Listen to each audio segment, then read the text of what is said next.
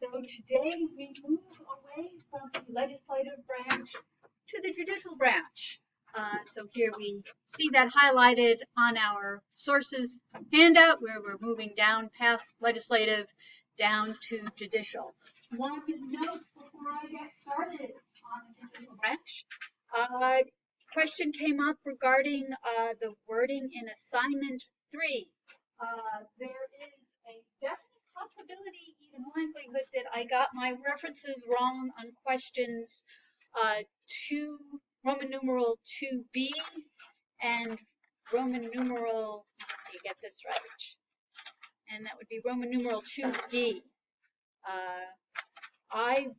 So it looks as written that I was referring to the enacted public law, where the question likely is referring to the 2010 public law. I'm going to sit myself down after class, correct it as needed, email you all, and post an updated version. For those of you who have already handed in assignment 3, feel free to go back if you choose. However, as long as you have indicated clearly to me which public law you used, I will use that public law to look at your answers. If you are confused by all of this, please ask. Fortunately, I am human, so I occasionally make mistakes, but I do try to correct them as soon as possible. So let's move on to the judicial branch. So we are looking at our sources handout, and we are going to be talking about basically doing research in cases, what you all discuss pretty constantly in most of your other classes, not all. So my first question for all of you is, why do we care? Why are we talking about cases throughout law school?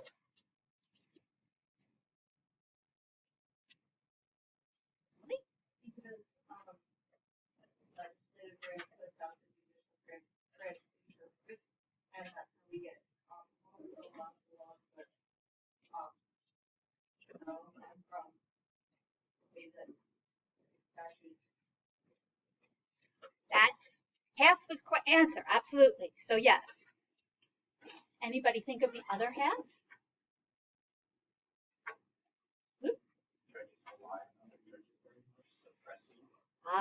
Precedent. So judges rely on other judges, and judges rely on other judges not only for how they interpret statutory law, but for how they interpret areas that are just common law. Think about it. In this country, our statutes don't cover every single possible situation. If I'm not mistaken, in civil law countries, that tends to be more of the model. Those of you who have more experience in civil law, is that a fair description? We don't rely on cases. We have only the statutes, and we apply statutes in a case. And then if we don't have a specific article for something, then we discuss about scholars, about analogy and anything, but not. Okay, so thank you very much. I knew I had an expert in the room. Always rely on experts. So we rely on precedent. We look to what prior judges have said. And essentially that doctrine is known as, going back here to first year, stare decisis. So we're going back to first principles here to start to think about why we care that we're reading all these cases. We'll talk about how to research them in a while, but it's hugely important to understand why we're doing this, right? So stare decisis, simply put, perhaps oversimplified, the doctrine that precedent should be followed.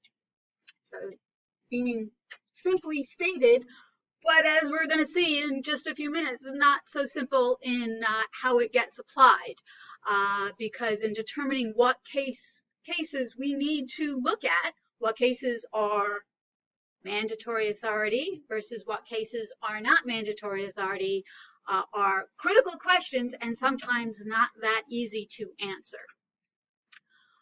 Okay, so let's think about that. And to do that, I am enlisting Professor Newman's help in our walkthrough handout. Looking at page 1, you'll see that this is actually the 7th edition of the textbook many of you used in first year. I am using a superseded edition, knowing full well that it's not the most up to date because we're talking about concepts, and these concepts haven't changed any. So again, just a reminder that using secondary sources that are old is not always a bad thing.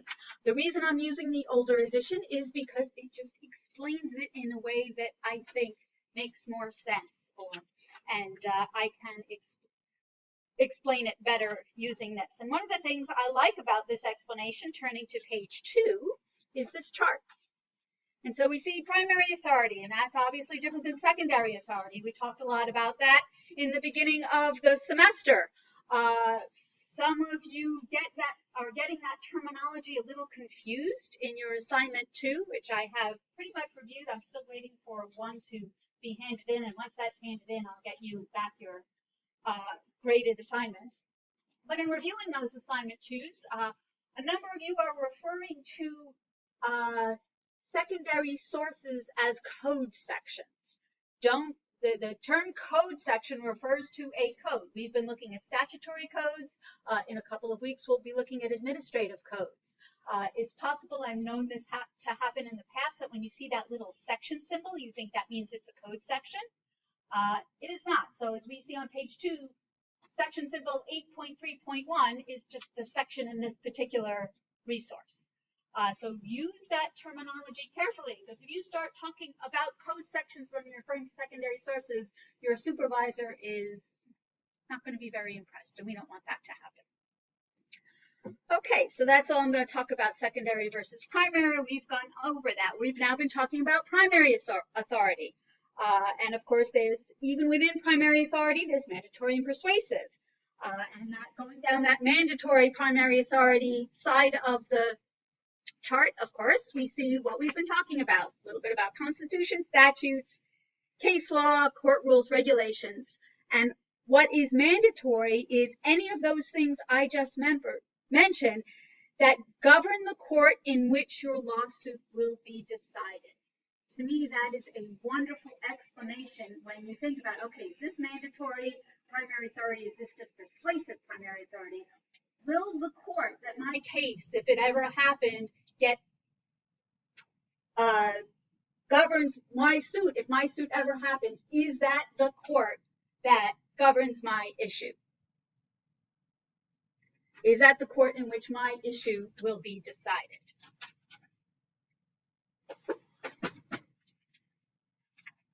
So we're going to explore this a little bit.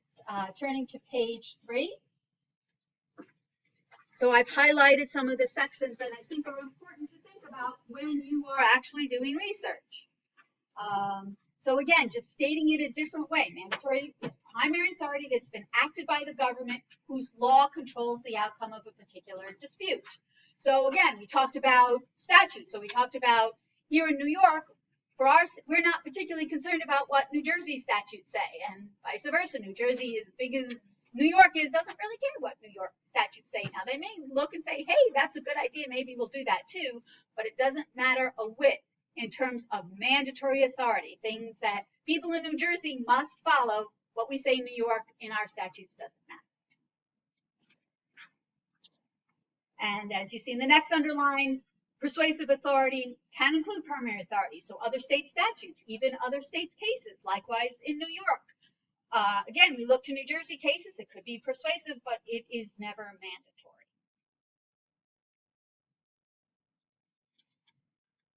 So looking specifically to, I'll skip over.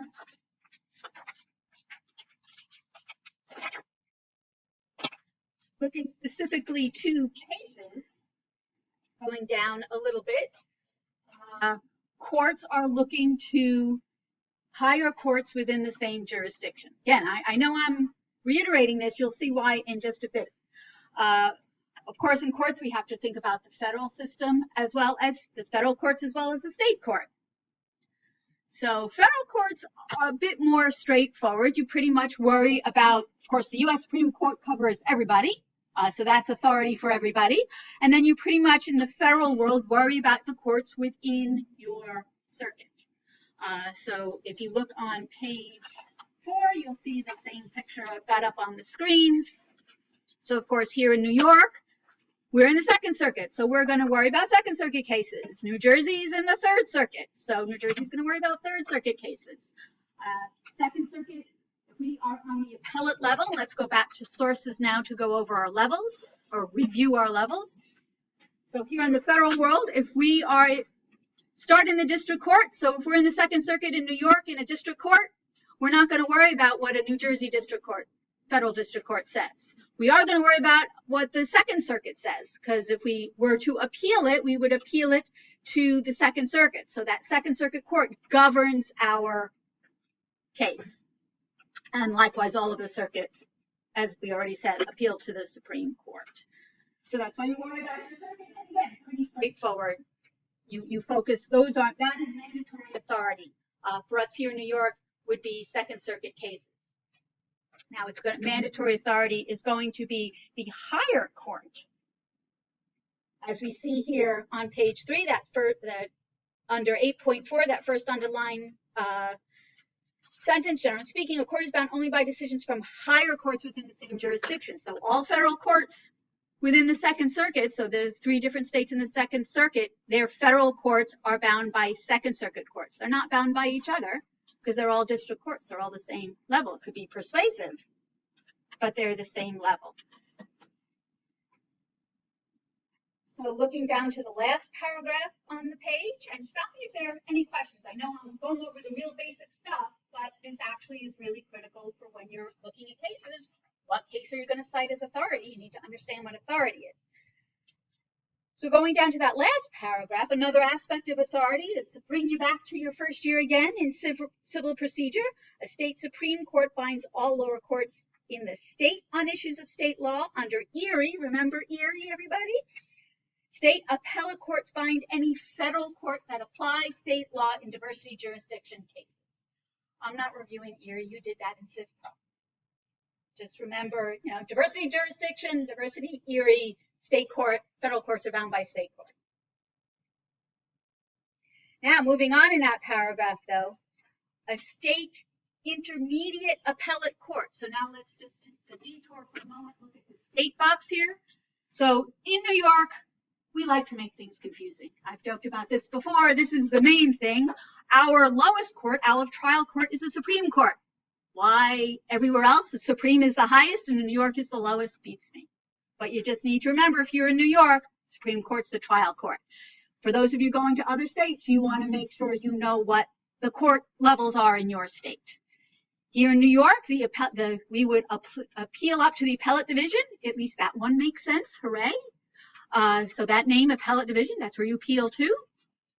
And then finally, the final level, the highest level in New York is the Court of Appeals. Also not particularly intuitive in terms of a name. You just got to remember it. So back to our paragraph here at the bottom of page 3, a state intermediate appellate court. So the appellate division binds any trial court in its jurisdiction. Okay, that makes sense. We've been talking about this enough. I hope that makes sense. Here's where it gets a little more complex. Some states are divided into more than one appellate jurisdiction. In that case, the intermediate appellate court might bind only those trial courts in its jurisdiction or all trial courts in the state. So as it turns out, here in New York, we are divided up into 4 appellate departments.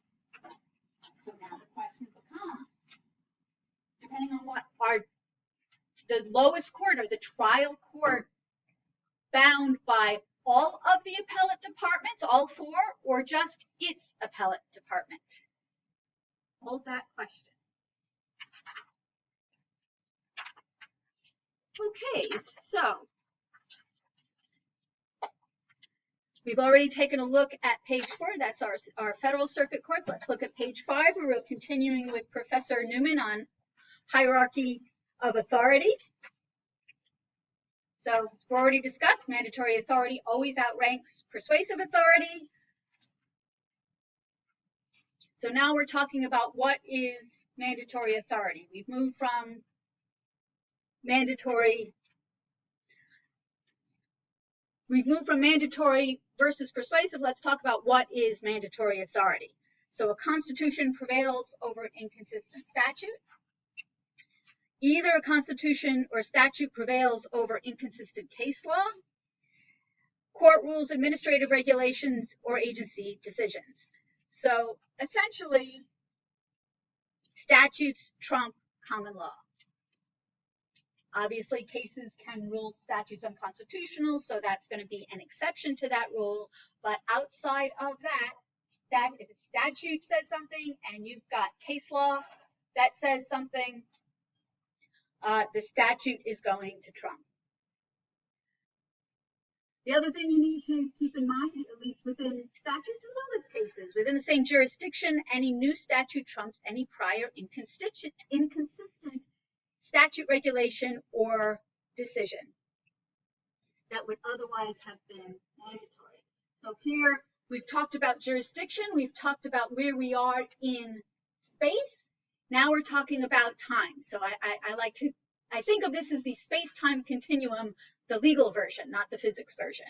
So here again, a new statute is going to trump any prior inconsistent statute. This is again where we need to remember to update. That's one of the reasons I banged the table.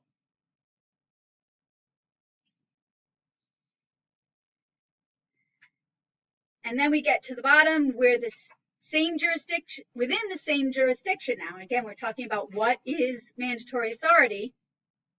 A decision from a higher court outranks a decision from a lower court if the higher court has the power to reverse the decision of the lower court. So we get back to that original premise where I said was a great way to think about it. Where will your issue get appealed to if it were to be appealed? And that's going to be the court that has authority.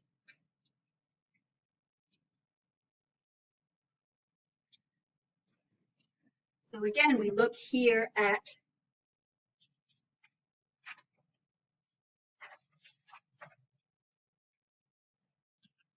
I'm going to go back to the sources handout. So we look at the basic hierarchy. So if you were at the Supreme Court in New York, the trial court, where is your case going to get appealed to? It's going to get appealed to one of the 4 appellate divisions. And looking on page 7, we see those appellate divisions. So we see the first department, as it's called, is basically Bronx and New York County, which is just another name for Manhattan. We here in Nassau are in the 2nd department, and you see the other boroughs. Queens, Kings is actually another name for Brooklyn, if you didn't know. Richmond is another name for Staten Island, if you didn't know, and the others should be pretty straightforward. And then you see how the state of New York is divided up into the different departments. So again, at the Supreme Court, you want to determine which department your case will be appealed to. And that depends on where you are in space, what jurisdiction you're in. Now, just a quick caveat. Looking on page 8, this is a map of judicial districts. That's different than judicial departments. The departments are the 4 departments we just talked about. Those are the 4 different colors you see here. Each department is divided up into districts. Authority isn't based on the district, just the department. So don't get confused by that. So if district is more just what address you're going to show up, what court address. So here in Nassau, we would go to the 11th district, as opposed to the Suffolk, to the 10th district. But what we do need to worry about, again, is where our court, if we're in the trial court, where our court is going to get appealed to. What court is going to have, where we're going to get appealed to. See how the court that governs, again, going back, the court that governs the court in which your lawsuit will be decided. So moving to page 9, thinking about the hierarchy of the courts here in New York. New York is hugely complicated. I could spend the rest of the class on this, I'm not going to. Most of the time, it will be relatively straightforward. My purpose in going into what I am going to talk about now is to put it in your mind to think about. You'll look at a case and you'll say, okay, I just need to look at the department, and then you'll be fine 95% of the time. It's that other 5% that it's going to get tricky. And the reason for that is, as you can see on page 9, there are a whole, and let's just focus on the civil court structure. There are a whole bunch of different courts. The Supreme Court is the basic trial court, but there are other specialized courts that are considered lower trial courts, like the family court, surrogates court, you can see here on page 9. Actually, I'm not sure. I have that on a tab, but you can see it pretty easily on page 9, I think. Okay, why do we care? We know we're in the second department, right? We just follow second department, right? But what about if there's no decision in the second department, and we're in Nassau, we're in the second department, we're in the trial court? What if there is a decision on our issue in the third department? Do we have to follow it? What about if there is a decision, there are conflicting decisions in the third and fourth department? Then what do we do? I like you, Vanessa. She's like, huh? Good for you. Okay. So let's think about that. Again, this is the 5% of the time, but you want to be thinking about that. This actually was, remember we looked at the Chase Scientific case, talking about legislative history, but that actually case came through the courts because there were conflicting decisions on the third and fourth department, or is the second and third department, doesn't matter which two, but there were conflicting decisions between the two departments. So the Court of Appeals, the highest court, resolved that. So let's take a look at page 10, and this is most of the answer, at least that we will delve into today. And this comes from Carmody Waite. So this is a New York practice treatise that I highly recommend. So a trial court must follow an appellate division precedent in its own department. That's pretty easy. That makes sense. Agreed? Okay. However, in the absence of a relevant decision in its own department, a trial court is bound to follow applicable decisions in another department of the appellate division until its own appellate division decides otherwise. Okay, so a bunch of you thought, nah, if we're in the second department, there's no decision and there's one in the third department, we don't have to follow it. Not so. You got to follow it if there's nothing in the second department. Thus, the doctrine of stare decisis requires trial courts in one department to follow precedents set by the appellate division of another department until the Court of Appeals or the appellate division in its own department pronounces a contrary rule. So, my hypothetical, we're in the second department, third department has a decision, we've got to follow that until either the second department makes its own decision on that issue or the Court of Appeals, which is above all of them, makes a decision on the issue. We good? Now, it gets a little funky here in New York because, of course, in New York, we have to complicate everything. And skipping down to the bottom paragraph, in contrast, decisions of the appellate term. Now, let's take a quick look back on page 9. And we'll notice on page 9, the yellow box is appellate terms of the Supreme Court, and that makes it look like we actually appeal up to the appellate divisions. So there is a difference. And again, I'm not going to go into the detail. This is not something you're going to encounter much, so it's not worth going into the nitty-gritty of this. Just be aware that there are different types of courts, appellate term and appellate division. Decisions of the appellate term of one judicial department are not binding on the lower courts of other departments, and such determinations would have less binding authority on the Supreme Court, again, the trial court, which is not subject to the appellate jurisdiction of the appellate term. So basically, the appellate term applies to these lower trial courts, surrogate court, family court. You can see all the rest. So they sometimes, and this is just classic New York civil practice, those courts might have to appeal to the appellate term rather than the appellate division. So the moral of this story, be aware of what department you're in. Be aware of what department the case you're looking at is in. Obviously, if it's the same department, it's controlling easy.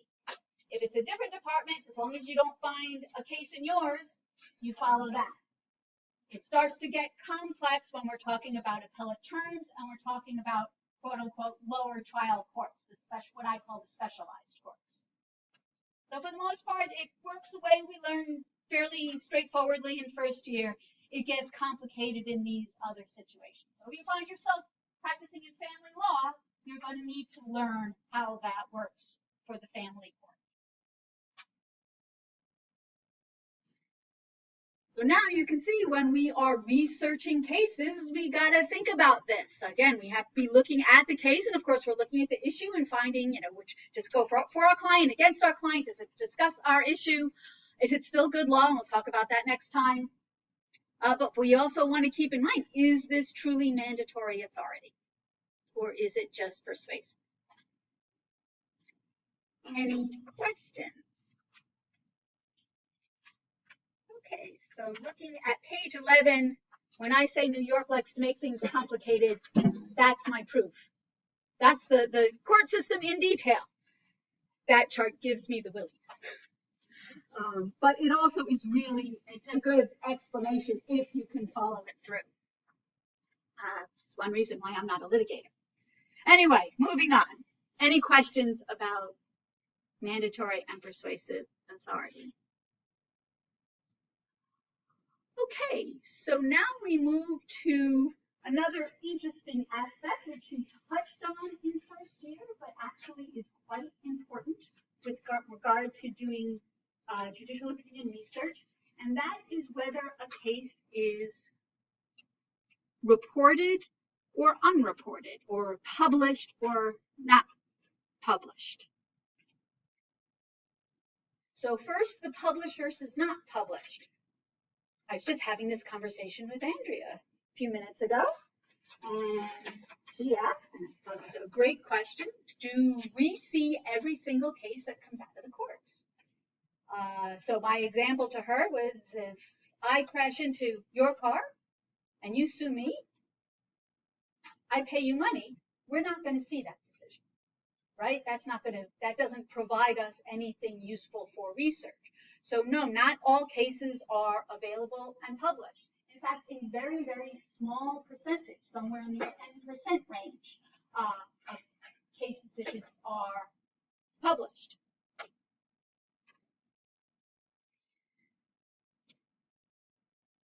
But what happens is, all of us attorneys want to find that perfect case, right? So in come the commercial entities wanting to make some money, Lexis, Westlaw, New York Law Journal, lots of different entities, and they find some of these, the judge may issue a written opinion, they find these and they make them available online. Not every single one of them, mind you, again, I crash into your car, that probably nothing's going to get written up for that, so there's nothing to publish.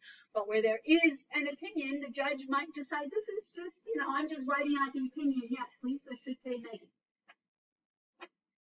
Lexis might decide, okay, maybe we'll make some money on this, so they'll put the opinion up available on Lexis, Lisa should pay Megan. Maybe that's the perfect case for you because of the quirks of whatever. So turning to page 12, we see an article, now it's a little bit old, but it still applies again, from the New York Times regarding published versus unpublished cases. And as the author here describes, now this has to do with federal courts. A lot of the federal judges in the circuit courts and in the courts of appeals decide not to publish, because this way they don't have to worry too much about the case being precedent, because in the federal world, unpublished cases are not precedent. They can be cited to, but they're not precedential. So if a judge doesn't have to worry about it being precedent, he or she doesn't have to spend as much time. So you can see on page 12, the bottom part that I highlighted, technology has turned the term unpublished into a misnomer. So with these legal databases, basically this is what I was just telling you about.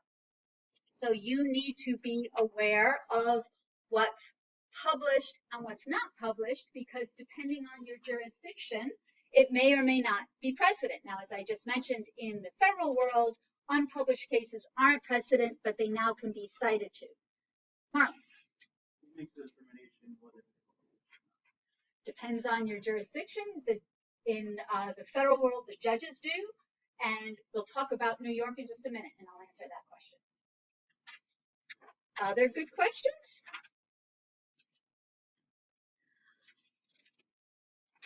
Okay. So in New York, actually, perfect segue. Thank you very much. In New York, we have something called the Law Reporting Bureau. And you'll see on page 14, actually, you'll see the answer to your question. The Law Reporting Bureau may report any lower court opinion which the state reporter, so there's someone out there called the state reporter, with the approval of the Court of Appeals, considers worthy of being reported because of its usefulness as a precedent or its importance as a matter of public interest. So we have a Law Reporting Bureau here in New York that makes that decision. I don't know the answer for other states, but they're probably equivalent organizations, entities, bless you, that make that decision. And what I thought was particularly interesting is that we publish approximately 500 appellate term and trial court opinions. This constitutes less than 7% of the opinions submitted for publication. So for all, even the opinions that actually get written, only 7% are considered published. However, as I mentioned, this and that article suggested, in the world of technology, the concept of published and unpublished is a little murky. Because we see in the next paragraph, most of the remainder are selected exclusively for publication in the New York Slip Opinion Service.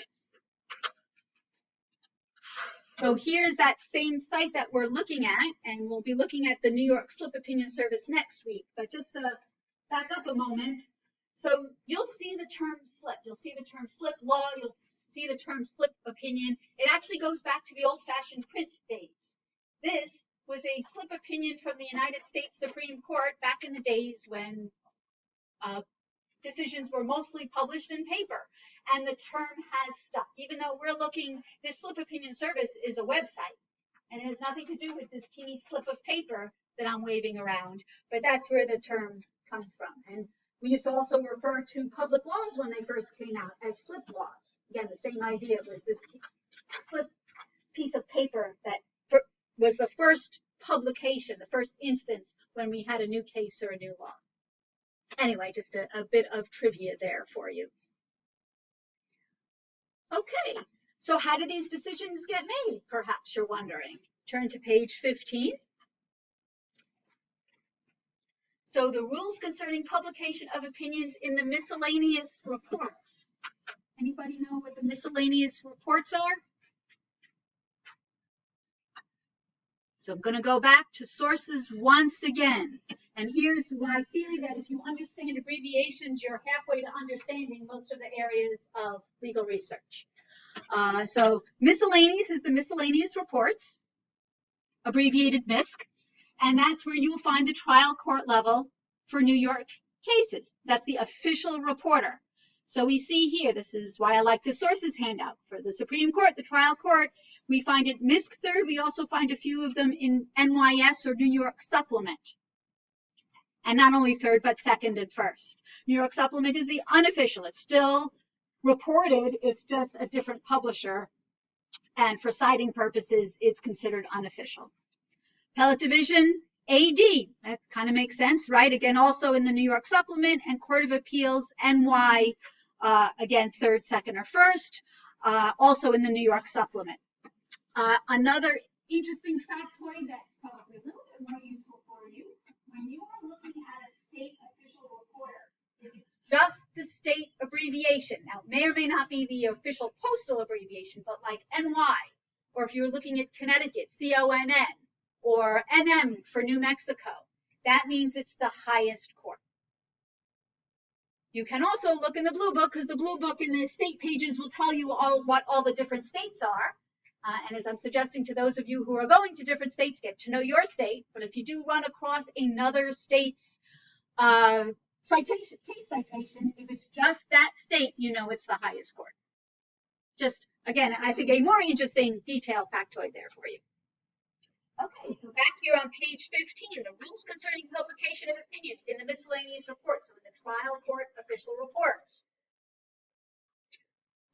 Essentially, elaborate on the statutory criteria. So here in New York, we actually have statutory criteria for this: presidential usefulness and public importance. And you see how it's elaborated there. So novelty, presidential significance, importance, practical significance, subject matter diversity, going down, literary quality. I look, that's my favorite one, literary quality, which actually preference is given to short, no more than 10 typewritten pages.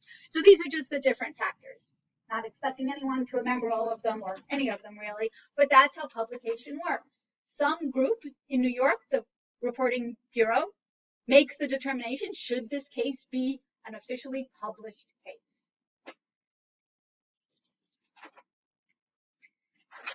And the reason why we care is whether or not it can be cited as press, whether or not it can be cited, period, whether it can be cited as persuasive or precedent. And each state, as I mentioned, the federal rule is pretty straightforward, and I have that written down as to which rule. So it's Federal Rule of Appellate Procedure 32.1. If anybody cares, for opinions 2007 and later, are okay to cite, but they are not precedent. Each state has its own rules. It's actually a little bit challenging to figure that out. The best summary I've been able to find is actually a law review article, Out of Sight, Out of Mind. This is linked on the course website if you're really interested in this. And toward the end of the law review article, we have this chart, and it gives us various tables. So here's that. This talks about states that publish all dispositions. Doesn't really give. It talks about some states that allow unpublished opinions for persuasive value. So it's actually not that. For some states, it's not all that straightforward. So here in Kentucky, it depends on the date. Some states may or may not allow it for precedential value. Some states may or may not allow citation to unreported cases for persuasive value. Question? What incentive does a judge, an out-of-being judge, have to make opinion for patient? Is it just like an ego thing? Like, it's not quite like submitting to a law review where it's just putting it out there. This is establishing the law in the jurisdiction. So again, depending on the case, the judge, judges are judges because they want to contribute to the development of law. So a judge hearing a case is going to be thinking about when she or he drafts her decision, does this meet these criteria we talked about? Precedential value, what are some of the other lists here? Public importance, practical significance. Is this a case of is it a novel issue of law that hasn't been addressed before? Then the judge is going to be more likely to write the opinion expecting it to get published. So I think for the most part, judges are thinking about contributing to the development of law, but also recognize from a practical standpoint, there is no way they could produce opinions that are structured well enough to be published, to be official. And also just because there's so many cases that you really don't need much of any opinion. You'd have to talk to a judge to find out what they're exactly thinking, but it's more than just a random decision. It's a statute, and it's something that's thought about quite a lot with all of these standards put forth. Don't know if that was the best answer, but that's the best answer I can give you, since I'm not a judge. Other questions? Okay.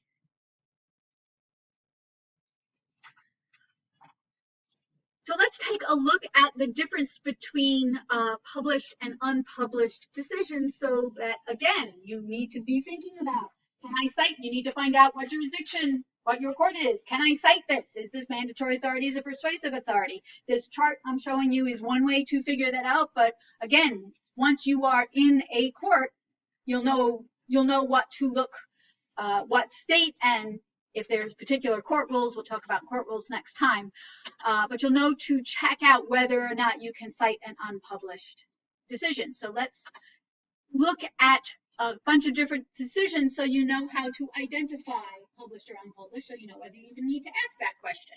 So let's start with fairly basic here on Lexis. We have a published decision. So can you all see that this says Blaine v. Community Health 179 MISC 2nd 331.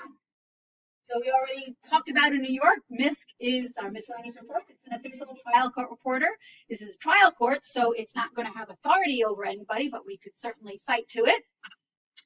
And it is a officially published decision.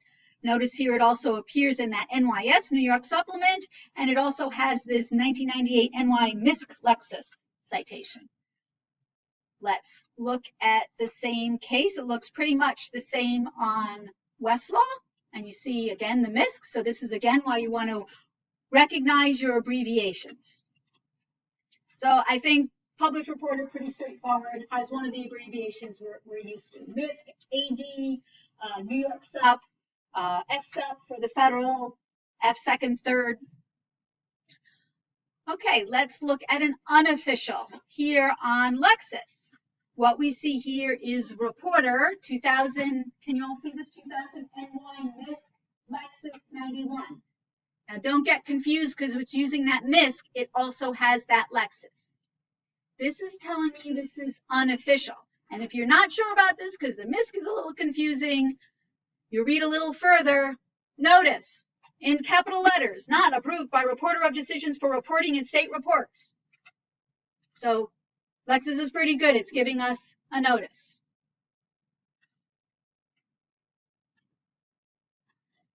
Looking at a different decision on Westlaw, just to try something different. Again, this is unreported. How do I know? Looking at Westlaw is a little, I'm in negative treatment. Sorry about that. Let's go to the document, although it's pretty much the same answer. So Westlaw doesn't give us any notices down here in the opinion, but we have to look carefully up top. We see, and I know you may not be able to see that, it tells me not reported in FSUP. And then I see the citation 1996 WL, Westlaw, and then a number 84503. So I'm just seeing the Westlaw or Lexis citation without any official reporter citation, and I get these notices. Lexis has it in big capital letters. Westlaw is a little more subtle here. It just tells us up here under the case name, not reported in FSUP. We good on the distinction? So there's one little wrinkle here that you have to be careful about, and that's very recent decisions. So looking at a 2020 decision here on Lexis back, this is what, a week ago? So this is pretty recent. So it says, again, we see that Reporter 2020 NY Aptiv Lexis. So we think Lexis, that's not reported because it's got the Lexis name in it. However, one thing we notice, first of all, it's very recent. So I always, when I see the Lexis or Westlaw in a citation, the first thing I do is look at the year. If it's old, like 1990 something, I figure it's not reported, and then I just double check with that notice, either up top on Westlaw or in caps on Lexis. If it's very recent, so if I see 2019 or 2020, I then look for that notice. So here, notice, the Lexis pagination of this document is subject to change pending release of the final published version. So that tells me it's going to get published, right? So again, if you know to look for the notice, it's pretty straightforward. Here on Westlaw, the same case. Again, I don't get any nice capital letter notices, but if I know to look up top, what I see, again, is that Westlaw site, but I know it's very recent 2020, so I look for something, and what I see is basically this official citation, NYS3D, so New York Sup, third, with no numbers on either side. So I don't have a volume number, I don't have a page number. What that's telling me is that it will appear in NYS3D at some point once they get a volume and a page number. So again, that's telling me a little more removed, not quite as straightforwardly, that this will be published. So everybody good on recognizing published versus unpublished, and especially the tricky part when it's very recent. Question? Before you mentioned that it's from the trial court, the MISC, then it's not binding. that mean that it's functionally equivalent to John Culver's decision? Okay, so it's a trial court. As a rule, a court will follow its prior decisions unless it has a reason to reverse it. So MISC isn't binding on it's not binding, but it's generally will be followed. That's the whole point of precedent. Right, so I mean, so you would start off with the appellate court as binding authority, and then you could cite to the trial court as supporting. And within that court. So the court will follow its precedent unless it decides there's a reason not to. So it's binding. In that court. It's binding. I'm trying to think of a better word than binding. So think about the Supreme Court. Let's think about the U.S. Supreme Court. It's going to look at its old decisions, right? And it's going to say, well, this is, and people arguing before the U.S. Supreme Court are going to say, hey, you decided this 20 years ago, 100 years ago, whatever. The Supreme Court may say, okay, we're going to follow our precedent because that's what we're supposed to do, unless it either A, finds a way to distinguish. So actually that precedent is different than what we're talking about today. That's distinguishing. Or B, hey, look, times have changed. There is now a reason we got it wrong. You know, the classic example is Plessy versus Ferguson. Brown versus Board of Ed looked back and said, no, we got that way wrong. And so they essentially reversed themselves. But the general practice is to follow, for a court, is to follow that court's own prior precedent. But it can, in other words, it can change its mind. It doesn't usually, and that's not the standard practice. What it can't do, what a MISC court, what a trial court can't do is look at if we're in the second department, it can't look at a second department decision in the appellate division and say, yeah, we're not following that. It can do it with its own decisions. It tries not to, in theory. But it can't look at an appellate department decision and say, yeah, we're not following that. It has to. It has no choice. It could think it's the worst decision ever. Again, back to the Supreme Court, the Plessy versus Ferguson. Later courts could have thought, this is horrendous. This is horrible. But courts of appeals had to follow that Plessy versus Ferguson until the Supreme Court reversed it. So that's the difference. So I wouldn't say it's the functional equivalent of non-reported. It's a reported case. So for instance, another reason it's not functionally equivalent is a reported case has more persuasive authority than an unreported case. Again, long-winded explanation. Did I answer your question? Okay, good. Any other questions make sense to everybody? Okay. So we are talking about looking at reported versus unreported. Talked about checking the rules to make sure in our jurisdiction how we can cite, if and how we can cite unreported cases. Obviously, we can cite reported cases. So finally, where opinions are published. So we already talked about the various reporters in New York. Just a quick look, I referenced them already here on the federal world.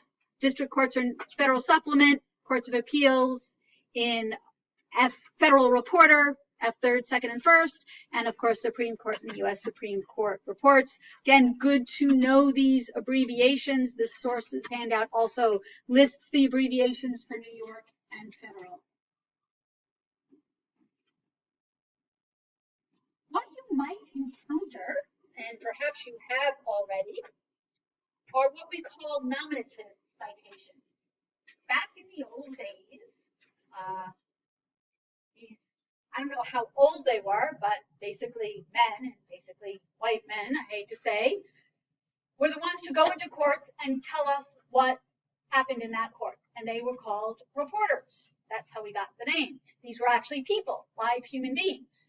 And because they were live human beings with egos, they named the reporters after themselves. And so we had reporters named after people's names. So you may run into cases that have names. And you can see an example from the U.S. Supreme Court on page 17. There was A.J. Dallas and William Cranch and Henry Wheaton. And They had those citations with their names. You can see in the second column, just abbreviated. All of these cases were assigned U.S. reports citation, so they have the official citation that we're now used to, but you will occasionally see cases cited with these weird names next to them. If you see that, most likely, almost, I can't even think of an example where it's not a really old case. That's one of these nominative citations. It's even more confusing, in my opinion, in New York. So if you turn the page, so New York, we did this as well, except there were a whole lot of them on pages 18 and 19, and they covered different courts and overlapped different courts in different times.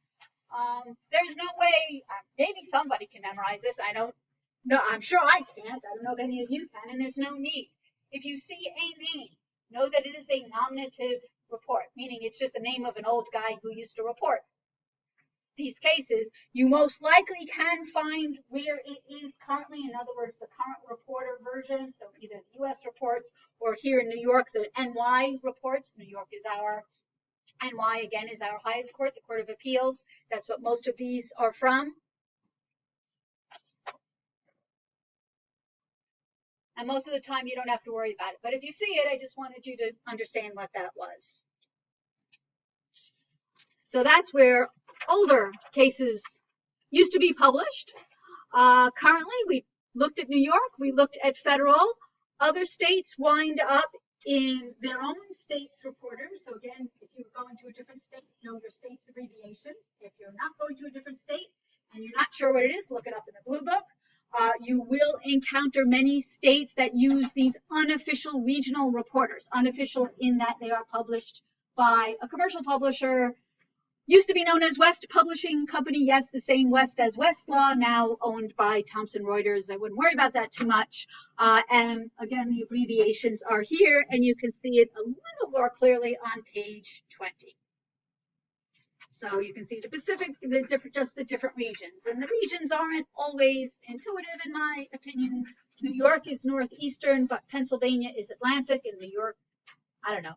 It just doesn't always make sense to me. But it doesn't really matter. So again, just get to know the abbreviations. SW, SE, it's pretty easy to figure out. Those are just the unofficial citations to state cases, state reported cases. Okay, finishing up on where to find cases, there are a few specialized reporters. The main one you really do need to know about is the FRD. Anybody know the FRD? So you might notice, or you may or may not notice, you may not have cause to notice, the federal district courts, so the FSUP, and the Court of Appeals, all the different circuits that appeal in the Federal Reporter, those are actually published by West, or now Thomson Reuters. There is no government published the way here in New York we have our official reporters, and then we also use the New York SUP. It's just West. So West decided there are so many cases that should be reported in FSUP that have to do with the federal rules, right? How many cases have you read, not even in Civ Pro, but in other courses that have some procedural component? It's like, it feels like every case, right, has some procedural portion to it. So there were so many of these federal rules cases that West decided, let's just put these in a whole different reporter. So this is still an official reporter, FRD, but it's just, in fact, I realized I should add this to sources. So one of these days I will do that. So we see it here. But in the meanwhile, just as a quick example, here's an FRD case, and you can see the citation up here. One FRD1 is just the first one. It's easy to type in. But this is a case having to do with the federal rules. So know what FRD stands for. There are a couple of other specialized reporters, BR for bankruptcy.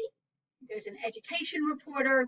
These tend to be cases that do appear in other reporters, but because they're such a specialized area like bankruptcy, they're also in their own reporter. You might also see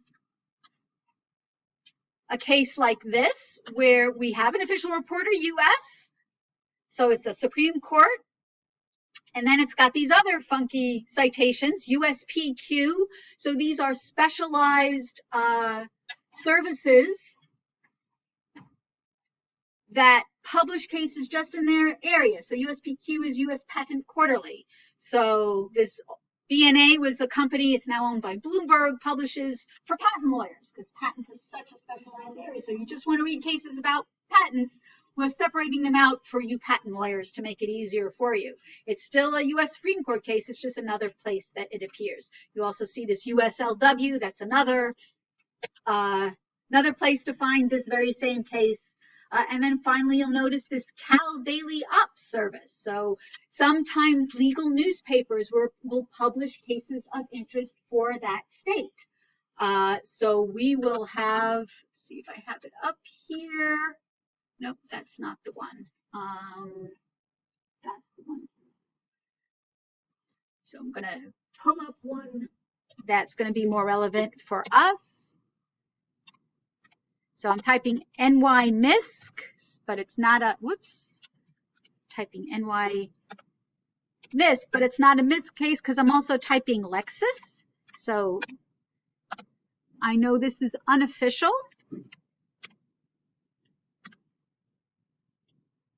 So I'm going to do that on Lexis. Oh, did it not come up? Yeah. So there, I made a mistake, but it's a good object lesson for you all. I tried a Lexis site in Westlaw. Don't do that. It doesn't work. I had planned to have this tab up, so you didn't have to watch me type. But anyway, the best laid plans. So here we see this NYMISC Lexis site, right? How do I know this isn't reported?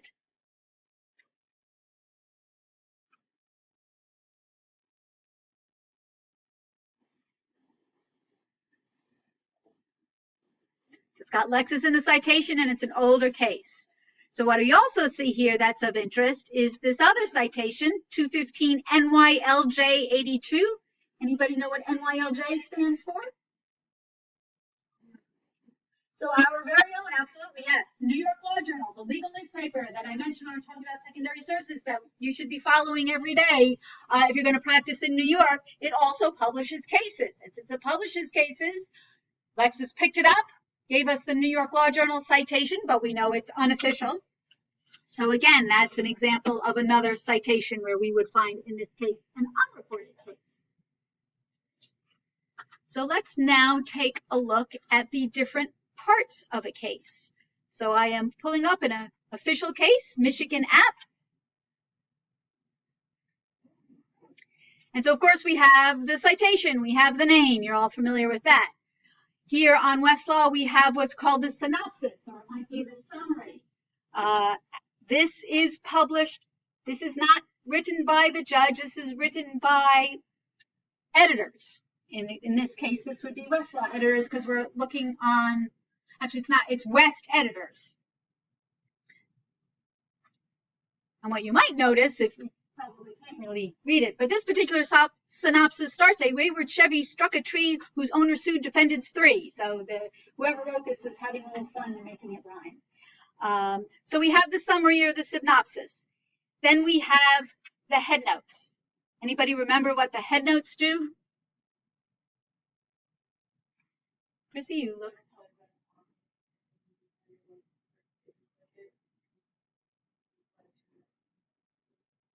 So it gives us these numbered topics or points of law that are discussed in the case. And if you click on the number, it brings me to that point in the decision where that particular point of law is discussed.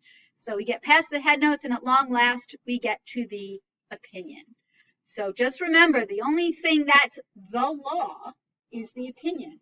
All this other stuff is to help us determine if we want to read it or not, and help us find other cases.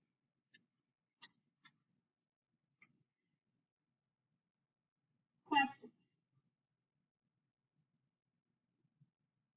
Which now then brings me to we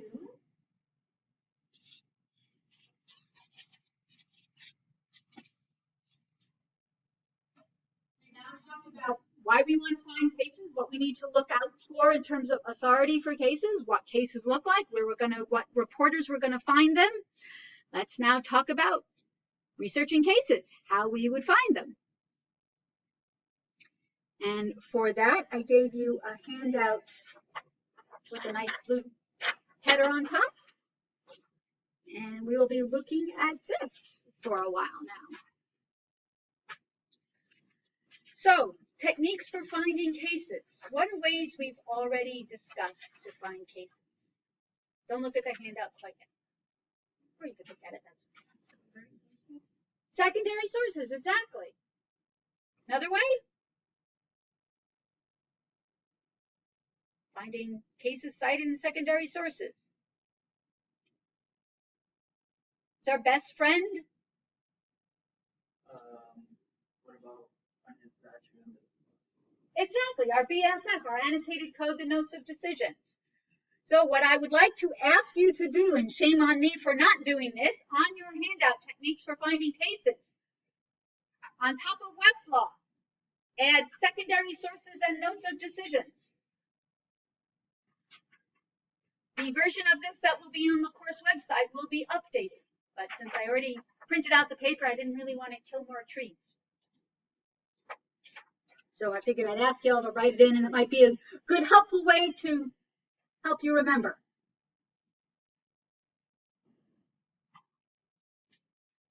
Because what the rest of this handout talks about is more keyword searching.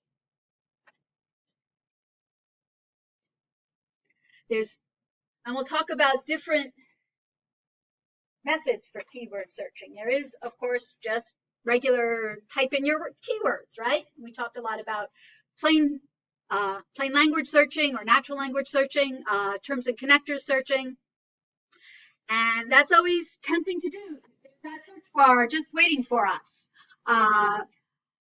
But as I have hopefully started to convince you, maybe I shouldn't take that much credit, but hopefully at least get you to start to think about that sometimes typing in the words, computers aren't going to know what our issue is. And one example I like to show to once again reinforce that is here on Google. Now, why am I going to Google? Actually, Google Scholar. Going to Google Scholar, we talked about Google Scholar a lot for finding articles. Google Scholar also will search case law for us. So this is a wonderful free resource for searching case law. It has a lot of advantages, one of which is that it's free, another which is Google has a pretty good search engine. I think we can all agree. But you can't, once again, rely on it. This is my same old mantra. Google is great to start with, just don't stop there. So, for example, here is a search I did on Google Scholar for cases. I narrowed my selection to New Jersey just by using the select court options, and I did a search for drunk bicycle. So this is an example that the former director used to use, and she assured me that State v. Johnson is the controlling case in New Jersey for whether or not you can be charged for riding a bicycle while drunk. Except, if for whatever reason you approach this problem thinking about, well, what about if I'm drinking on a bicycle? And that's how you type it in instead of the word drunk. State v. Johnson is not the third result. It's not the 8th result. It might be in here somewhere, but I'm already going to the second page and the third page. And come on, how many of you on Google searches ever get past the first page, right? So here's an example where you probably should, although I don't even know where State v. Johnson is in this search. So you see my point, just one subtle difference. From a conceptual standpoint, not at all different from drinking bicycle. It's the same idea, right? What happens if I have alcohol and I ride a bicycle? But it makes a huge difference on Google Scholar. Now, it's not to say don't use Google Scholar, use it wisely. Just don't stop there. Maybe you go on Google Scholar, you get a great case, you find other cases, and you're good. That's fine. Don't always expect that. That probably will be the exception to the rule, in fact. So that's my chat on Google Scholar. Great for keyword searching. Again, great to start just as a rule, don't stop there, or most of the time don't stop there. So in addition to just regular keyword searching, another approach we can use for searching cases is what we used to call topical strategy, finding cases listed by topic.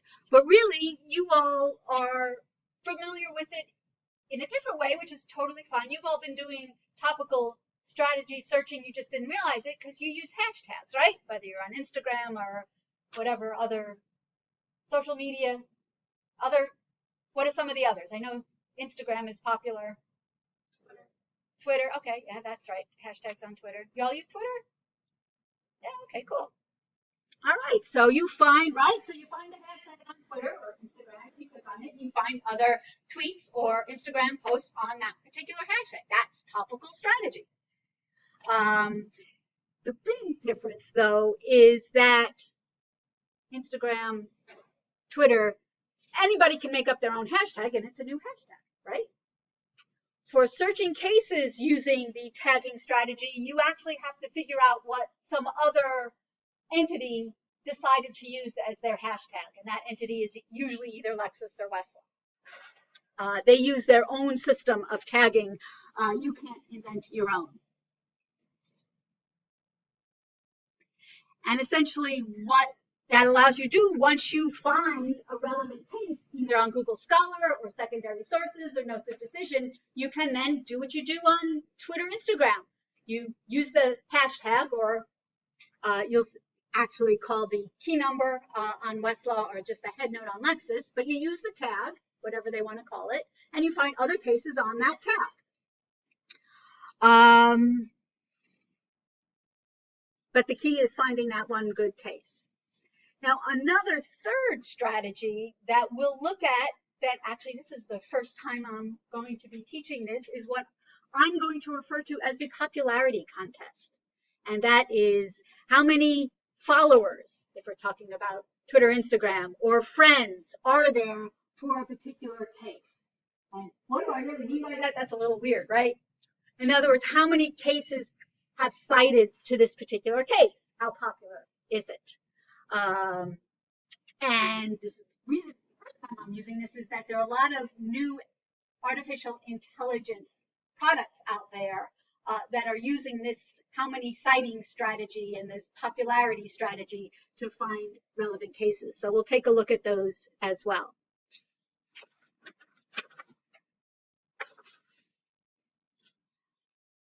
Okay.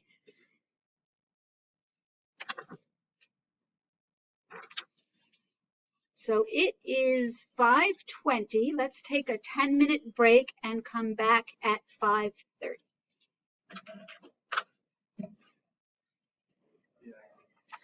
So we've already talked about finding cases in secondary sources and notes of decisions. We've talked about keyword searching strategies. Let's take a closer look at this tagging strategy. And essentially, the concept is the same on Lexis and Westlaw. Bloomberg doesn't really have a wonderful tagging strategy.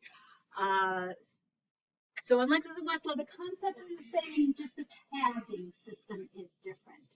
It's a little bit more sophisticated, in my opinion, on Westlaw.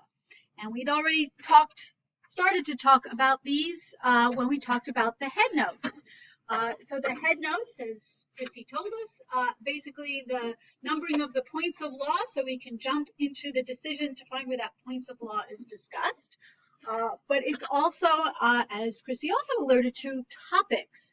So it's essentially the tag. On Westlaw, it's called the key. The tag is called the key number system. So if you see the key, know that that's Westlaw's tagging system. And as I mentioned, it's also different than what we're used to in tagging, in that you don't get to invent your own tags. Westlaw has a list, a very detailed list of different tags for different subjects. So the best way to use this tagging system is how you already use tags, and that is to basically find a case or post of interest, and then find the relevant tag. The main difference, though, as I said, is the hierarchy is different with tagging. So, for instance, how many of you were Game of Thrones fans? Okay, a few of you. And I don't know how many of you like the dragons. Okay, so you all didn't like the dragons. I'm a real dragon fan. So if I'm looking for on Twitter, on Instagram, whatever, I'm looking for stuff on the dragons. I'm going to probably not just use hashtag dragons, right? I'm going to get a zillion dragon things that have nothing to do with Game of Thrones. I'm probably going to put hashtag Game of Thrones or GOT or whatever the phrase is. Hashtag GOT, hashtag dragons, or just hashtag GOT dragons. I might try a whole bunch of different ones. So essentially the strategy is the same on Westlaw. You need an overall topic, and then you have the subheadings within that topic. So once you find that good case, whether it's secondary sources or whether it's no such decisions or whether it's a keyword search or on Westlaw or a keyword search on Google Scholar. So you might remember we found references to the case Aetna Health versus Davila. We saw that in a bunch of different secondary sources. So you might say, that's a Supreme Court case. Let's check this out. So we would scroll past that synopsis, that summary, because that's written by the West editors, and we would take a look at the headnotes, and we would take a look at the topics. So headnote 1 is removal of cases. Again, more procedural stuff. We're not really interested in that. Labor employment really isn't our topic. But if we get here, insurance. Remember, of course, we're talking about HMOs, which is an insurance product. So we could take a look. Individual, so we get this little description here. Individual brings suit complaining denial of coverage. Medical care, where individual entitled to such coverage because terms of ERISA regulated, no legal duty. I'm skipping through here, but essentially ERISA, and it's completely preempted. So it's giving us basically talking about denial of coverage and ERISA preemption. So I'm going to take a look here, and what we see is our overall topic, insurance, and then we see the breakdown. It's a little more complex than just Game of Thrones and then dragons. It's insurance and then what law governs. And here's the subtopic preemption. We know we're interested in that. And then we go a couple of subtopics down, employee benefits and healthcare benefits.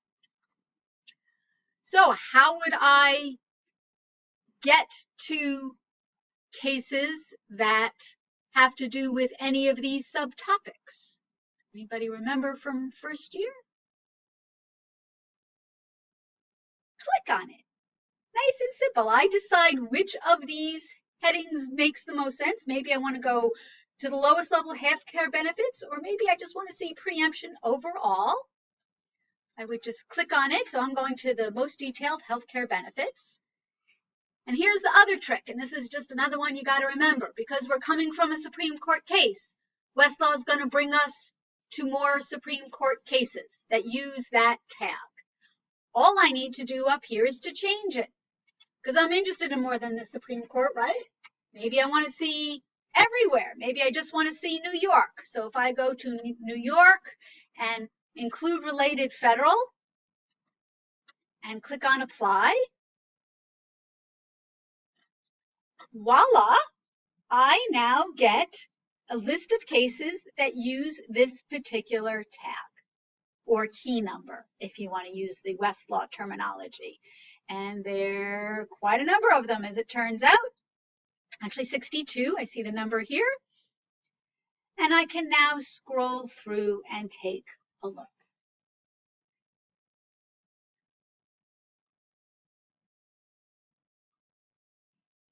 And, you know, I like to quote late night TV, but wait, there's more. But wait, there's more within these results. So there's 62 of them. Maybe I really want to focus on just these cases that talk about denial of care, or whatever your preemption, whatever your term is, I can do search within results. The main thing you absolutely have to remember with this search within results is that I'm not searching the full text of the case. I'm just searching these headnote summaries. So you need to think about your search terms. I'm going to not be very specific in my search terms. So I'm just going to type in, if I want denial of care, I'm just going to type in DEN exclamation. So I get deny, denied, denial, you know, the truncation. I'm not even going to add in /P or /S there, because I'm just searching that very short paragraph summary of the headnote. continue. This is one of those I have to remember on Westlaw to apply. And so I've now narrowed from 62 to 7. Don't worry about the numbers. I'm just telling you them so you can see what the results are when you search within results, as you get fewer cases. But I get cases, again, that use some form of the word deny in that headnote text, so in that couple of sentence summary. And so hopefully these cases are more likely to talk about denial of care. And I'm going to take a look at the cases and see if they actually are interesting and relevant to my issue. Okay, so if I were to go back to our Aetna case, I'm going to try to do that. It's not going to let me do it. Alrighty. So I'm going to go back to our Aetna case the hard way by typing it in.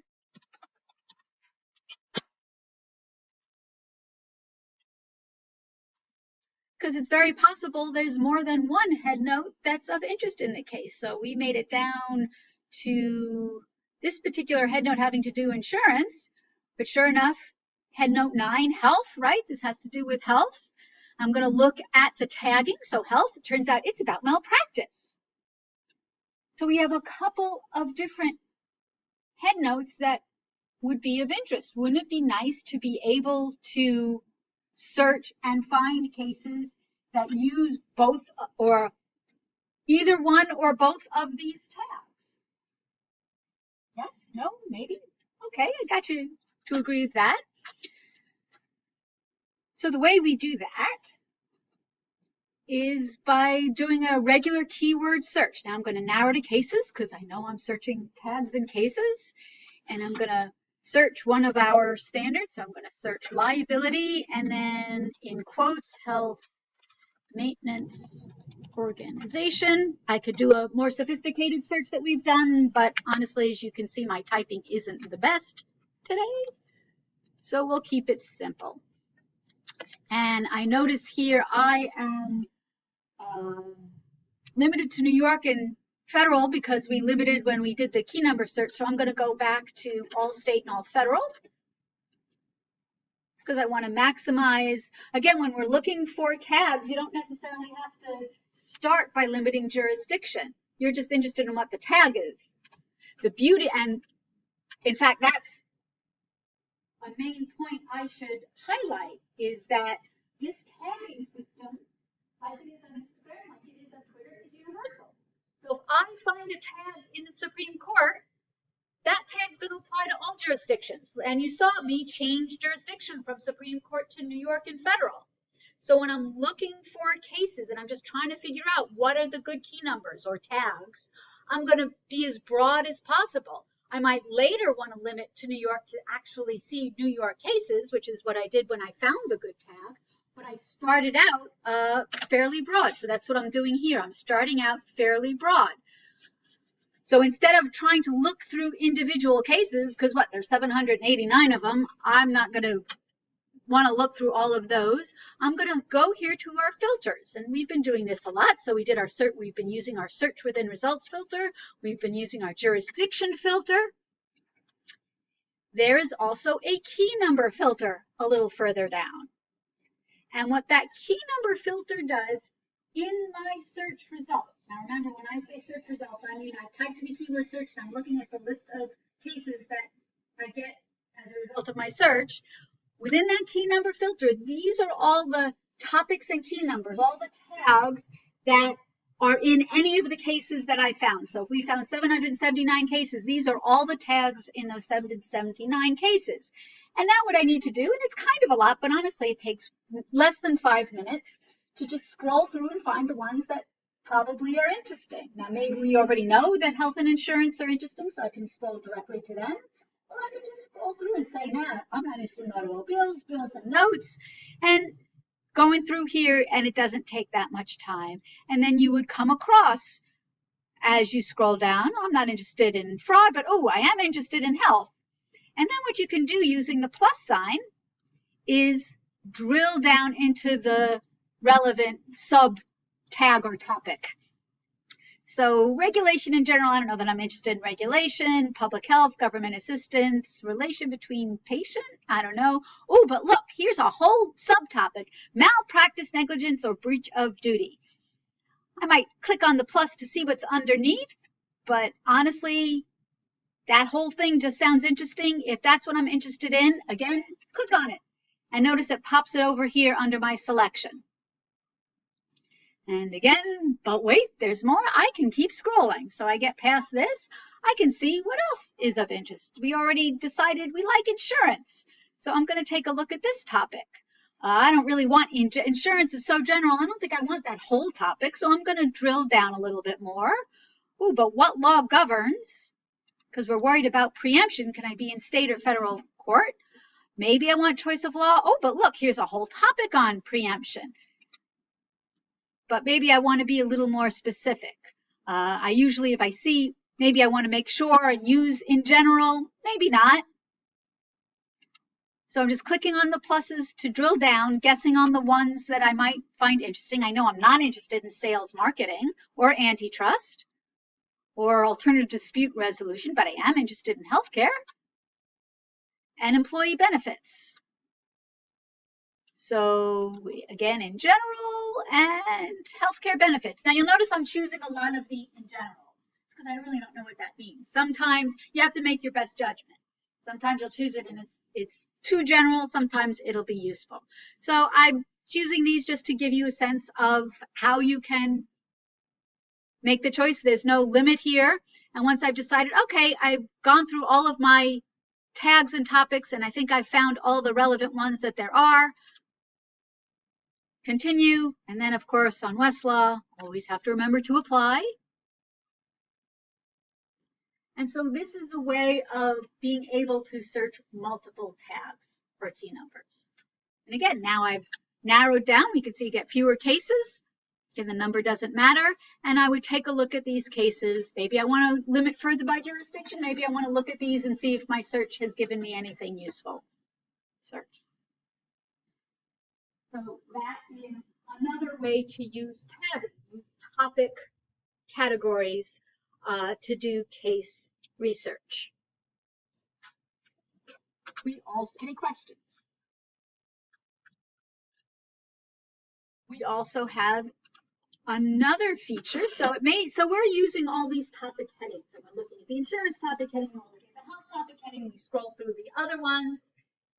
Maybe we just want to search that headnote text because that headnote text is pretty specific, right? We talked about denial of care and preemption and insurance. But I don't really want to worry about what the right heading is. I don't care what Westlaw calls it. I just want to find the discussion in the headnotes because those are essentially summaries of the points of law discussed. This you can do, and this is a fairly advanced search. I debated whether it was going to be a good idea to show you because it's not complicated, but it's just yet another search, but I figured it's good to know about. So this is an advanced search. As I said, we are in advanced legal research. So I've chosen cases on Westlaw. Remember, when you use advanced searching on Westlaw, you have to choose your content type. So I've chosen cases. I'm going to go now here to advanced. And again, what advanced searching does is it gives me the different parts of the document or the different fields. And you may remember when we looked at the different parts of the case, we looked at the synopsis. We also look at the headnotes, which is also called digest. So Westlaw gives me a field here, synopsis/digest, that lets me search them both just using keywords. I don't have to worry about all the topic headings. But because I'm in the advanced search, this means that I have to use terms and connectors. I can no longer use my plain language, just liability health maintenance organization. So I'm typing in liab/P, because again, terms and connectors, and in quotes, health maintenance organization.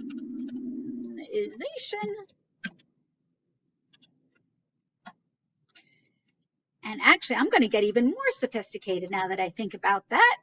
I'm going to make that's been my general search, right? So I'm going to tell Westlaw that's what I want my general search to be for the entire cases. So I make sure that I get liability of HMOs as my general topic. And then within those head notes, I'm going to be more specific and I'm going to search deny any form of the word deny. I could just try that. Or if I want to see what happens if I'm more specific, /s cover with an exclamation. So I get cover, covered, coverage, or benefit or care. So here's an example of a much more detailed search. Try it either way. And what you see up top here is you see I'm searching all parts of the case for a liab within the same paragraph, so liability, liable, within the same paragraph as health maintenance organization in quotes, so that is a phrase. So that's anywhere in the case. And then in SYDI, in the synopsis and digest field, so just in those headnote paragraphs and the synopsis, the summary, I want some form of denial within the same sentences, coverage or benefit or care. Again, I'm still in all state and federal. So this is a pretty advanced search. And this is one of those searches, because it's pretty advanced, if it makes sense to you, you think this is cool, go for it. If it just confuses you, don't worry about it.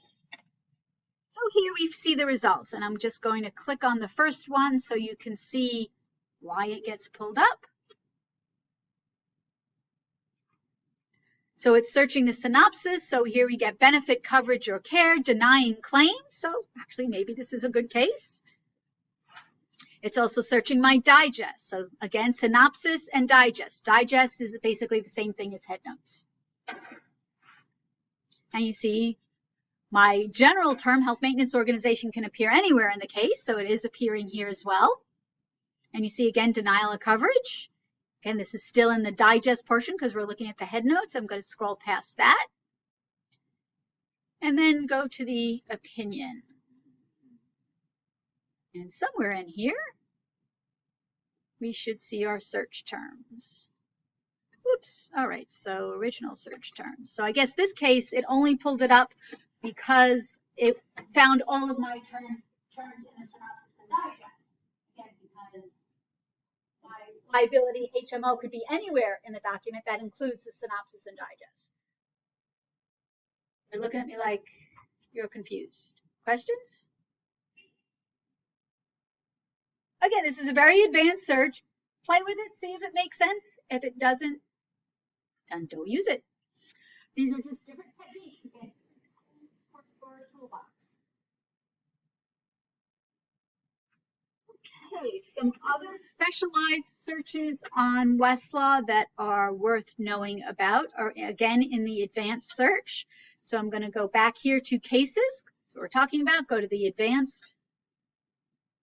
So in addition to the synopsis and digest field, we could actually also search by judge name.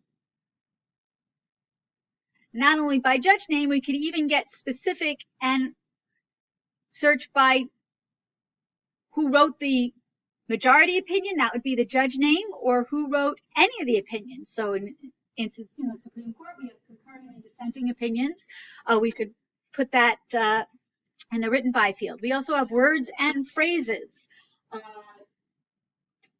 Frequently in searching cases, finding cases that talk about the definition of terms can be really difficult because the case opinions don't always use the word define. If a judge is saying this particular term means this, or I'm defining this term to mean that, she or he may not say I'm defining. It just may talk about the term malpractice has to do with this. So it's really tough to define. And of course, words, the definition of words are critical in law, as we've already talked about. So sometimes you want to find a case that talks about a definition. This words and phrases field can help you with that. It works the same way. You can just search this field. You can search the entire opinion as well as that field. So if I just search that field and I search for the term, let's try preemption. So you can see it just puts it right up there. I'm going to get quite a lot all over the map here, but it's a simple search. That's okay.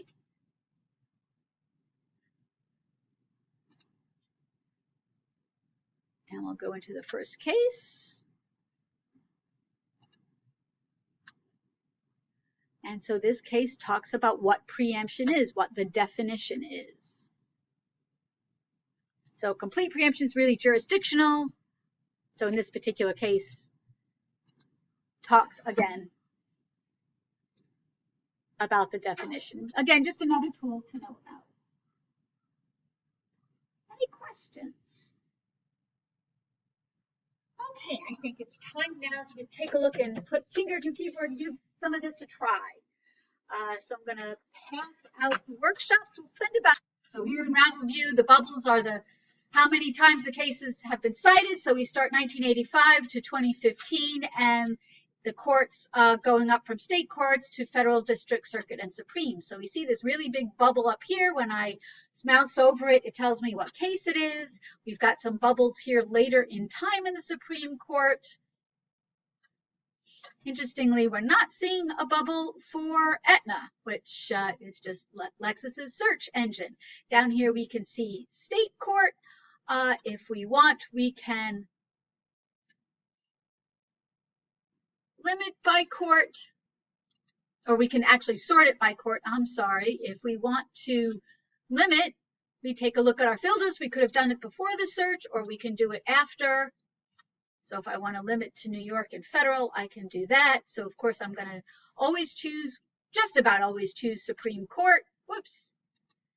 And then I'm also going to choose Second Circuit. And then I'm going to take, this is, the problem with Lexis is instead of doing the, making me hit apply, it makes me go back and add each individual filter rather than doing them all at once. But as I said, everything has its advantages and disadvantages. So now I've limited by court. And so we can see just New York courts. And again, if we highlight the bubble, we see what case it is up top. We also see the citing relationships. And there might be different colors, like you might notice, see if I can do it here, you might notice different colors popping up. There's yellow. We take a look at the legend here, and that tells us that it's caution. The screen isn't really showing the colors, but you'll see it better on your laptop. But just remember to check that legend if you don't remember what the color distinctions are. So there's a whole lot going on here telling us the relationship cases have with one another with regard to citing and how many times they've been cited. Depending on when I do this, sometimes there's a little bit of a bug in that you don't get the case popping up. That's just an imperfection. So if that happens to you, don't worry too much about it. So this is a new way of researching. Of course, the company will, Lexis and Ravel will give you wonderful examples of issues. They'll show you this issue, and bang, zoom, magically, you'll get the first case is perfect. That works for that one particular issue. It remains to be seen, at least as far as I can tell, whether this will be the new wave of the future. But the citation analysis is definitely a new way of doing research that many of the companies are adopting. Yeah.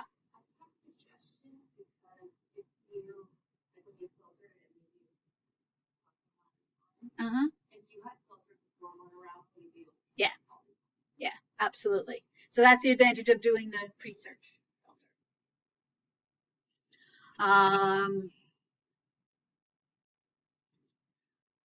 Okay, so this is Ravel. As you see, you can get to a case and then it looks like a case and everything works the way we've already discussed.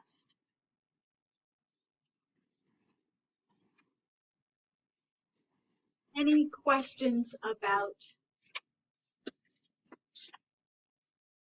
Ravel on Lexis? So let's go out of order just for fun. Which I didn't do. Looking for there we go. So there's my tab on Ravel. So you actually can sign up for a Ravel Law account as a law school person. You have to give them your hofstra.edu email address So I have registered for Ravel Law. And as you can see, I've done our favorite search, liability HMO. And it looks pretty much the same. You can also limit by jurisdiction. And this one's a little bit easier to do all at once, thankfully. And you can do it as a pre or post search filter. Apply new court filter. And what's kind of interesting to me is Aetna now comes up and you can see the colors a little bit better. You can see the citing relationships as you highlight. I go down here to state courts. So these cases, nothing cites to them.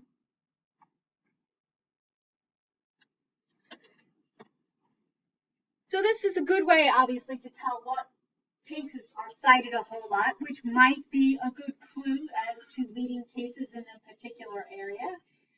I don't think it's the only important aspect of research, so I don't see this Ravel view or this citation analysis, or what I'm calling popularity contest taking over regular research. I could be wrong. My crystal ball has never been particularly good, but we'll see.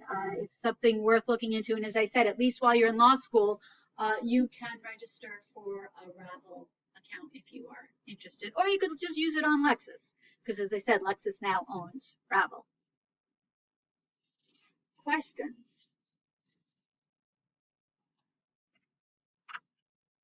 So let's take a look at Bloomberg. Bloomberg also uses a different and I think interesting approach to our approach with artificial intelligence. To some extent, Bloomberg has developed headnotes, but honestly, I think they figured out, so you can see show headnotes. I've never found their headnotes to be particularly useful or informative, but you could check them out. They're pretty general. And then you can just, as we've been doing on headnotes, click on them. But that's not, to me, the most useful case research technique on Bloomberg. To me, the most useful case research technique is this points of law.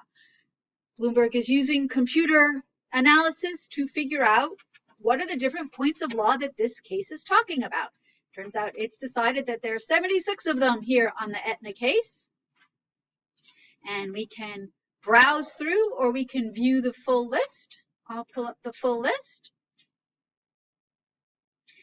And I can look at the different points of law that Bloomberg has identified, and I can decide, ooh, this one is interesting. I want to see other 12 cases that use this same point of law.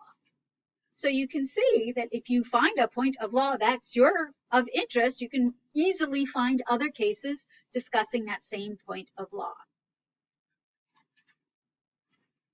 You can also just, rather than count on finding a case with your point of law, you can also search the points of law. So here on Bloomberg, back on the home page, we have a points of law search. And put in whatever your search term is. I'll try something a little different. So I'm searching ERISA within the same paragraph as some form of preemption.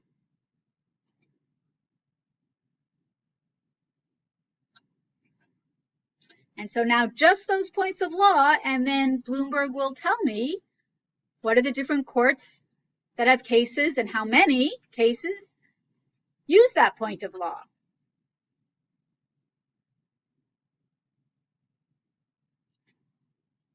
So again, I could see we're finding a point of law that is useful to me on Bloomberg to really help me find relevant cases.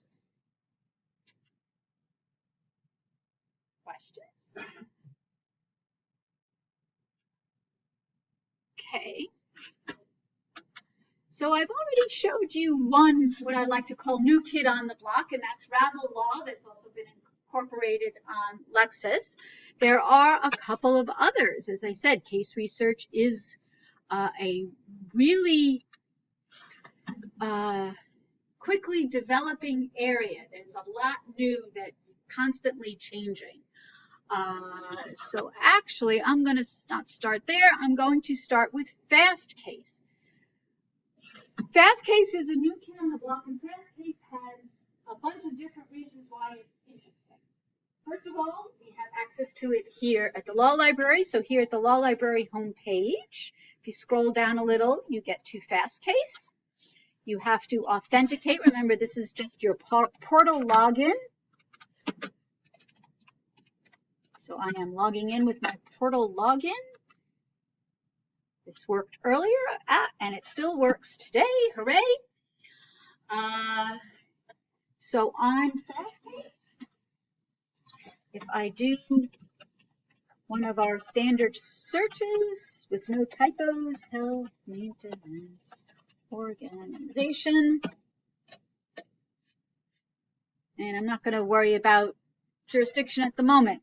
So one reason you should be interested in FastCase is that FastCase is available to members of the New York Bar Association. So when you graduate, if you choose to join the New York Bar Association, now that's different than passing the bar exam. The Bar Association is just a voluntary organization that lawyers join for networking and current legal education purposes. But if you do pay the membership, and starting out as new lawyers, the membership isn't that expensive. You do pay for the membership, you get FastCase as part of your membership. Now, we've talked a lot about how expensive Lexis and Westlaw are. If you are working for a small law firm, a 1 or 2 or 3 person firm, maybe you don't want to be spending the tens of thousands of dollars for Lexis and Westlaw that might cost. FastCase might be a good alternative. It also looks a whole lot different, as you can see. So what FastCase does for us, a couple of things. So I've done my liability search. On the right here, they have this neat feature called Foresight. What Foresight does is Foresight looks at the cases in our results. Now, the cases in our results are based on our search terms, right? It looks at those cases and it says, okay, here are some cases that your search terms didn't pull up, but you still might be interested in. So again, it's using this AI, artificial intelligence analysis, to look at cases based on what we found and guess, hey, maybe you'd be interested in these cases. Sometimes it could be really useful. Sometimes it's going to be totally off point. Also on FastCase,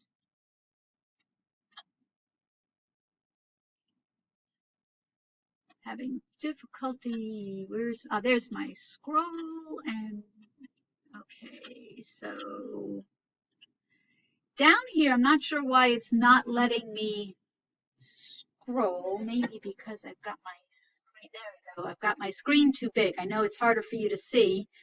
I'm going to have to make it even smaller. There are different features down here. There's a word cloud.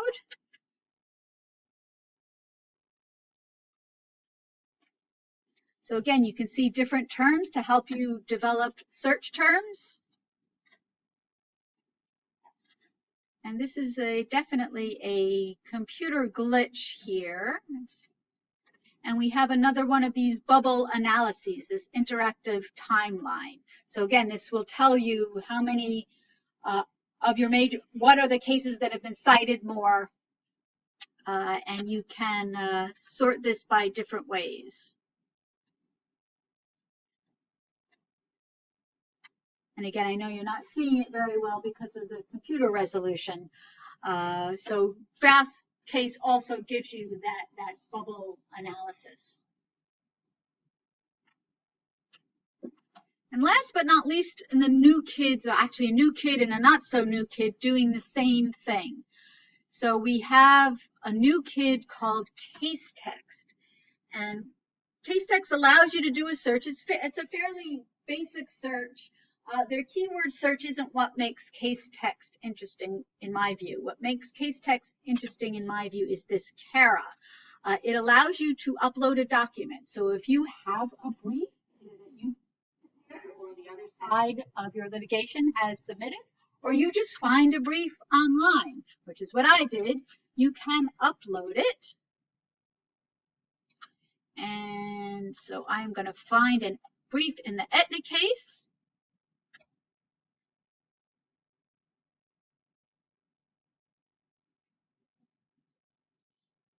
And the problem with this example is it takes a while. So it's now uploaded it and it's asking me what issue or fact. I could enter it here or I could choose one. I'm going to choose Employee Retirement Income Security Act. And what Kara is going to do is it's going to look at the cases cited in this brief, and then it's going to find me other cases not cited in the brief that might be of interest. So again, if you upload a brief you've written, you can double check and see what else is out there that maybe I missed. And so here are the top cases recommended by Kara. So Kara is the new kid on the block. And again, Kara allows law students to sign up. Westlaw has now developed a similar tool. Again, it's now available just recently. You can see it even says new, called Quick Check. And it does essentially the same thing. What it will cost when you go out to practice, because this is one of their new premier features that they've been promoting for quite a while now. You might have noticed it on the homepage when you first log into Westlaw. They've been promoting it. They have this Quick Check video that you could get an introduction for. It's worth looking at if you're interested. Or you can upload your brief and memo, and it's essentially like Kara. So again, this AI, this artificial intelligence analysis, again, what I'm calling popularity contests, both in terms of citation analysis and just artificial intelligence analysis of themselves. Computers looking at vast amount of case language and figuring out what cases talk about what issues and what cases are important in all this various ways. That's what we're seeing in these newer products.